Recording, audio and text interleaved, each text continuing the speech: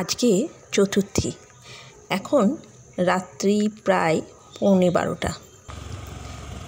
মোটামুটি কিন্তু বাড়ি থেকে বেরোনোর পরে মনে হচ্ছিল যেন অন্ধকার রাস্তা, লোকজন খুবই কম।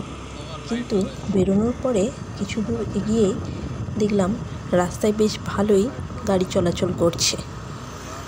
সন্ধেবেলার দিকে বেশ ভালো এক পশলা বৃষ্টি হয়ে গেছে। এবারে পুজোতে কি জানি 4 দিনই বৃষ্টি হবে কি না।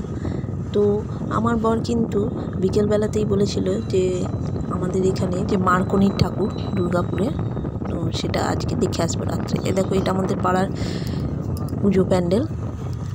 তো মার্কনিতে যেহেতু প্রচণ্ড ভিড় হয়, ওই জন্য ভিড়ে গেলে আমার প্রচণ্ড অস্বস্তি লাগে। এখানে আসার পরে মাত্র 2বারই আমি মার্কনির ঠাকুর দেখতে গেছি। মেয়েকেও দেখানো হয়নি, ওই জন্য অঙ্কিতারও খুব ইচ্ছে ছিল যে ঠাকুরটা দেখে আসবো। ওই জন্যেই আজকে রাত্রিবেলাতে খাওয়া দাওয়া করে তারপরে 11:40 পরে আমরা বেরিয়ে পড়েছি।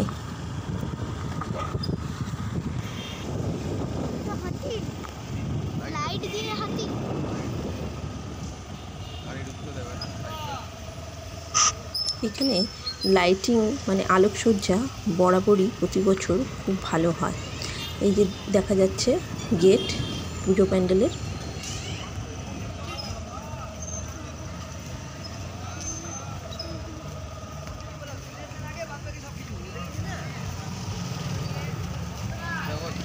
যত কাছে এগোচ্ছি প্যান্ডেলের, লোকজনের কিন্তু ভালোই এখানে এখনও চলাচল করছে, মানে ভালো ভিড় আছে।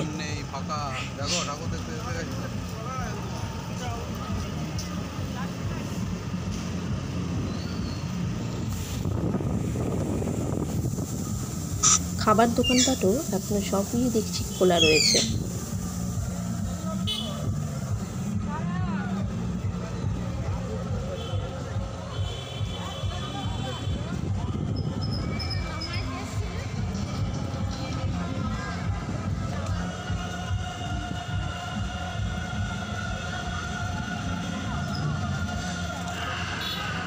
যারা দুর্গাপুরের আছো তারা নিশ্চয়ই প্রতি বছরই মার্কনির ঠাকুর দেখতে আসো। এখানকার আলোকসজ্জা খুবই সুন্দর হয়, প্রতিমাও খুব সুন্দর, প্যান্ডেলও খুব সুন্দর, এবং এরা প্রতি বছরই পুরস্কার পায়।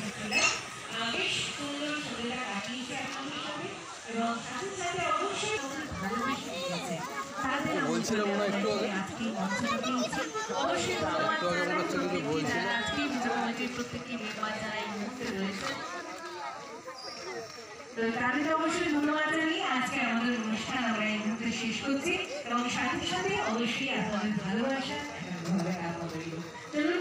শুভরাত্রি, সবাই ভালো থাকুন, সুস্থ থাকুন। সবাই চতুর্থী এখনো অনেকটা দিন বাকি, আর প্রকৃতি যদি আমাদের এইভাবে সহায় থাকে এমন মনে হয় না আমরা এগিয়ে যাওয়া যায়। মায়ের আশীর্বাদ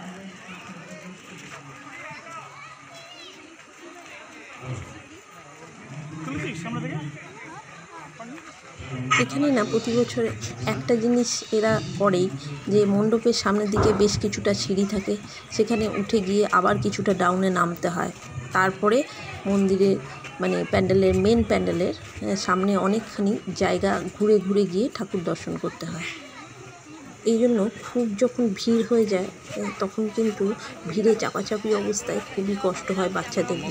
তাই আজকে রাত্রিবেলাতেই এসেছি ঠাকুর দেখার জন্য। দেখো, ড্রোন দিয়ে ছবি তুলছে।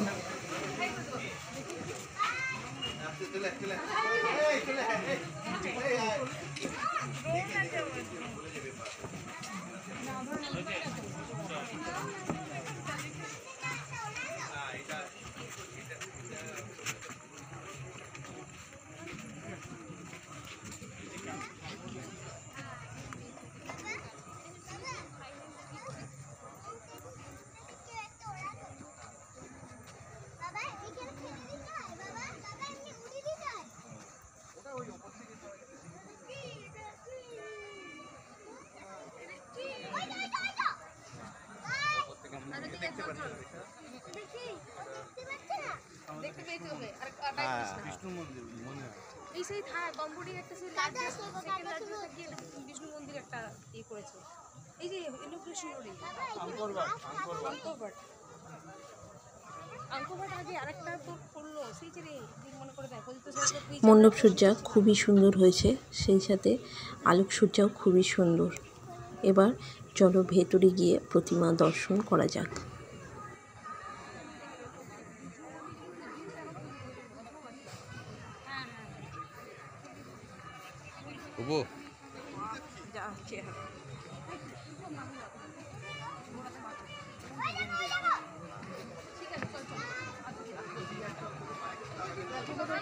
কোথায় উঠে ড্রোনটা? অঙ্কিতা শুধু ওই ড্রোন ক্যামেরাটা দেখতেই ব্যস্ত, বারবার খালি ওপর দিকে তাকিয়ে সেদিকে খুঁজে যাচ্ছে। দেখো মণ্ডপের ভেতরে এরকম কাঠের দেয়ালের গায়ে কি সুন্দর এগুলো স্ট্রাকচারগুলো বানিয়েছে।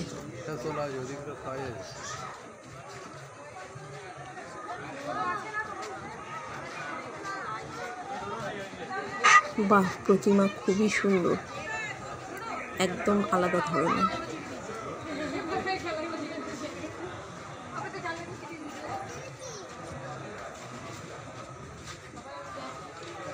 এখন রাত্রি 12টার সময় তো বেশ ভিড় রয়েছে।